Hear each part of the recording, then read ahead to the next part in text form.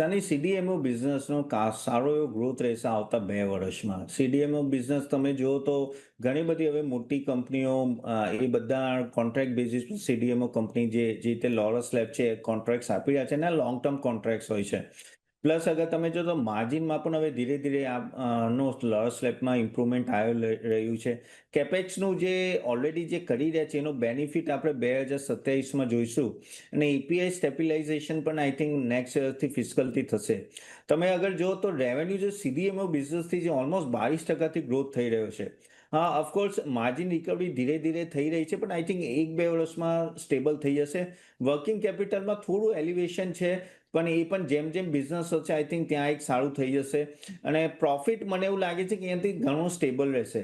તો contract extension જે global clients છે ત્યાં આઈ થિંક મને એવું દેખાઈ રહ્યું છે કે ઘણા મોટા ક્લાયન્ટ્સ લોરસ લેબને મળ્યા છે ને એટલે તમે આ એક તરફની તેજી જોઈ રહ્યા છો અને આ તેજી રહેશે કેમ કે આ એક સેક્ટર એવું છે જેમાં બહુ ઓછી કંપની છે. આપણે ડીવીઝ લેબ લે, લોરસ લેબ હોય, સિન્જીન હોય, આ બધા I think they are doing quite a good job અને આઈ થિંક આ ડિમાન્ડમાં પણ રહેશે. તો હું પોઝિટિવ છું. આ દર ઘટાડે Laurus lab I think long term માટે તમે રાખી શકો છો.